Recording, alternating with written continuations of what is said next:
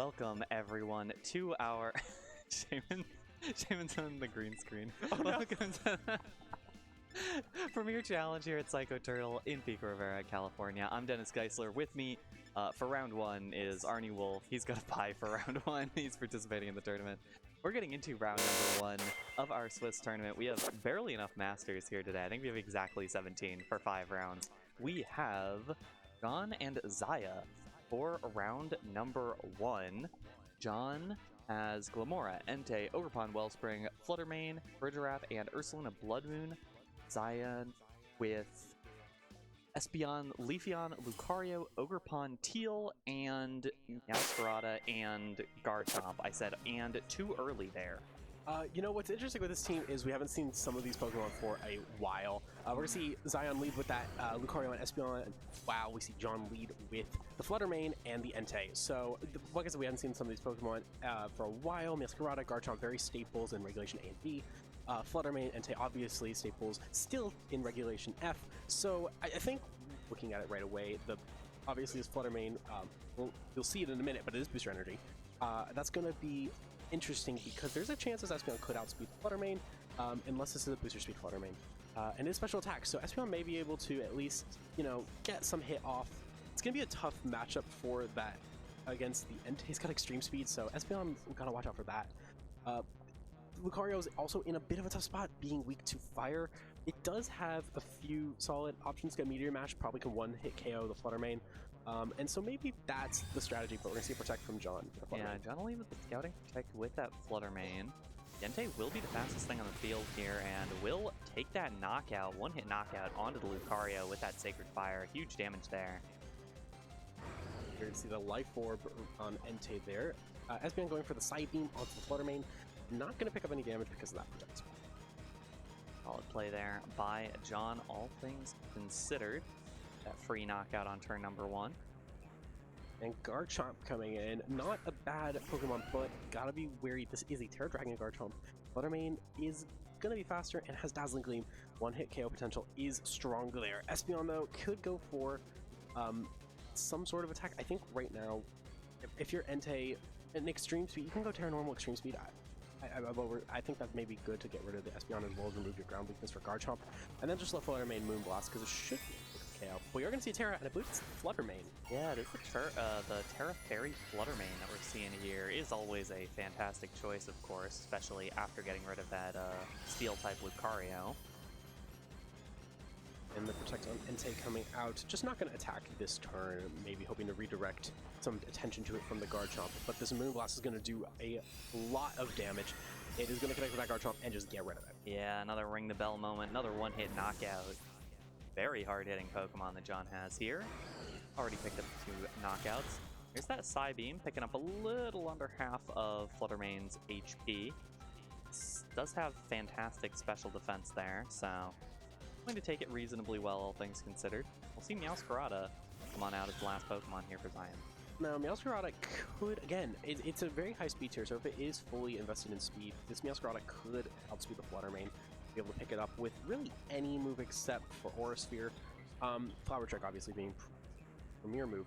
Well, Entei, though, does have to, it's going to hit the Meowscarada, and it has Miracle Seed, so it's going to go down to it. So this is going to be an Espeon versus the world situation, regardless, I think, here.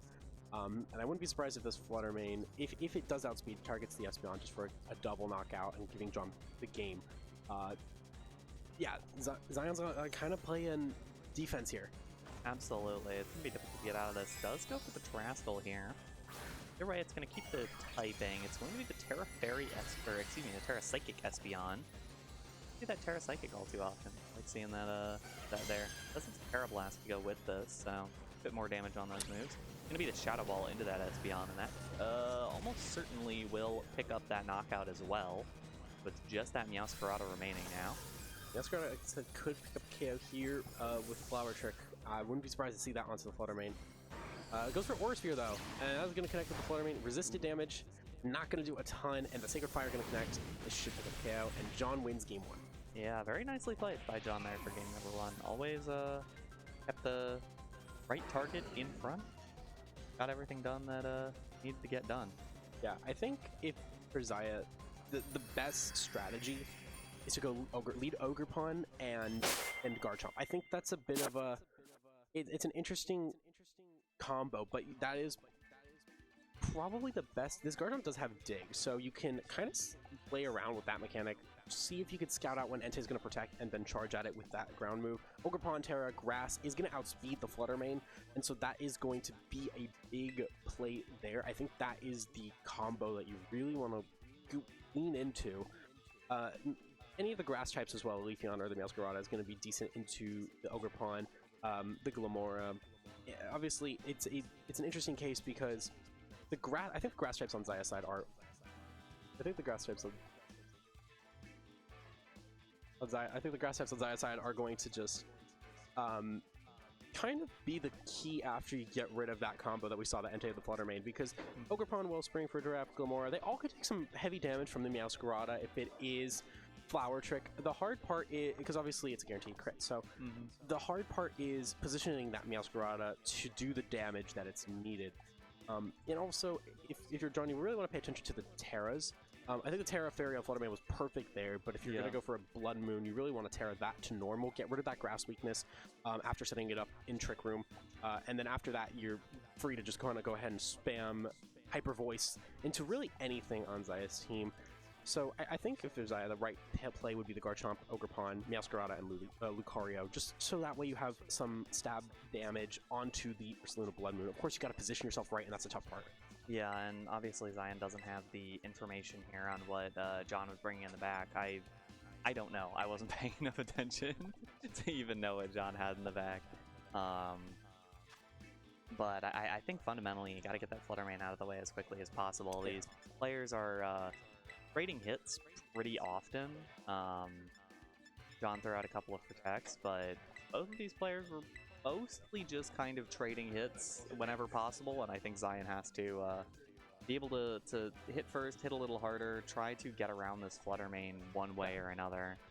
Yeah, I think the Ogerpon is the way to or you know what, not necessarily a bad strategy is to tear the Ogerpon right away, and kind of just or not and protect and go for but there's no spiky shield in here, so yeah, I think the best bet is to just go going for an instant Terra, trying to outspeed the Flutter Mane with like an Ivy Cudgel or something. Yeah, it might be ideal. Gonna be the same lead as the last one here for both players. Flutter Mane Entei for John, and the Espeon Lucario for Xaiyan. I wouldn't be surprised if we obviously saw the protect turn 1, so I wouldn't be surprised if Xaiyan goes for a double target onto the Entei. But then there's the option, you know, if you're John, you're like, okay, well, I went for the Protect on Flutter Mane last time. Let's go for Protect on Entei and take a hit this time with the Flutter Mane. So, and we're going to see that special attack boost on the Flutter Mane. I think right now it is tough because if you have to really scout out the Lucario a bit, you know, the Meteor Mash is going to do 100% damage. If you're Xaiyan, it's tough just predicting that Protect. And I think that's, if you can nail that, you may be able to do some chip damage or knockout. Obviously, at the same time, I think what we saw before was both of John's Pokemon outspeeding here, and should be a decent spot even without a Protect, as there's not a whole lot of priority here. We're going to see the instant Terastal here. It's going to be the Parapsychic on the Espeon once again. That's going to be tough because you are sacrificing that Ogerpon speed boost, and I think that was the key to victory. If the one path that Xaiyan would take against this combo, but the Shadow Ball from Flutter Mane just going to outspeed the knockout. Yeah, that Shadow Ball is going to do tons of damage against that Espeon. That will be a one-hit knockout there. And now this Entei, I believe, could outspeed the Lucario. We saw the Entei outspeed in game number 1. The Sacred Fire missed. Oh, no, it doesn't connect. The pause. The pause was like, wait a minute. Double knockout for John, and that puts him in a very good position here. At this point, I think these two can just kind of steamroll whatever the Xaiyan has in the back. If it is the Garchomp, you've got Moonblast. If it's the Meowscarada, you've also got Moonblast. If it's Leafeon, you've got Sacred Fire. And if it's Ogerpon, you've got Sacred Fire. So I think just this combo that John brought out really is able to just knock out whatever Xaiyan has. And there's that Meowscarada coming out, threatened by Entei and Ogerpon. So did bring out the Ogerpon, but unfortunately can't get the Terra. Yeah, and this could be difficult. If there's, well, and it's going to be difficult as both of these Pokemon for John do have super effective moves here. Should be able to hit pretty hard with those. Yeah, I think the only thing that Xaiyan could really hope for is outspeeding, but this Flutter Mane is very fast. You know, it is the fastest, one of, not the fastest Pokemon in the format, and obviously even with that special attack booster energy, it is still going to hit a benchmark that is very, very threatening.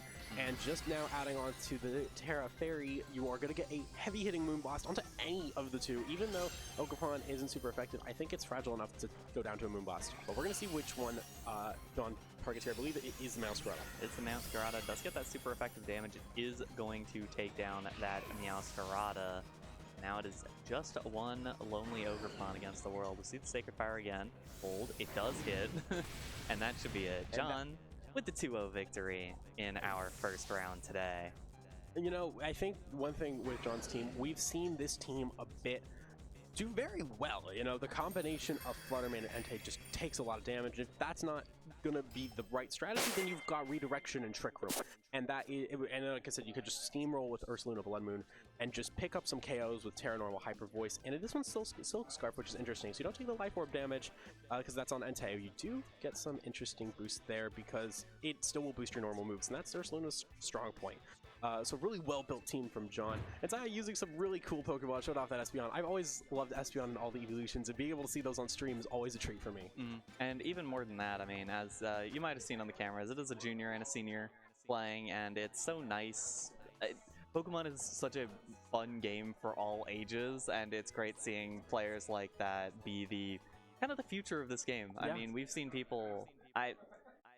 Even going back to this, it's like one of the first events that I was able to physically go to was the World Championships in 2014, and like Taryn and Miguel were working that, and it's just kind of over time Pokemon becomes bigger and bigger, and the VGC scene becomes larger and larger, and it's really fun, and this is the next generation of that. Completely agree. You know, that's what it's all about, is seeing these players who just have a passion for Pokemon come out, actually try their hand in battles. And what the real thing for me is, like you said, is the community. I mean, these players here have been playing for years and years. I remember my first tournament, like you said, like I'm still seeing people like we have Haley here and Brian and all these people who have like been playing now for decades almost. And like, for me it's weird going back and looking at, because of the first tournament that I played at, because I'm like, I'm still playing the same people, and it just shows you how tight-knit this community is. I mean, we really have amazing players who have the passion for the game, and that's really what drives it. And to see newcomers, like you said, it's just really inspiring as a player who's been now playing for a long time. It's like, yeah, this is so cool to think that like this is the legacy that we're leaving for the new players. So absolutely. With that, we'll take a quick break. We'll be back for round number 2. Don't go anywhere. Well, I'll be back for round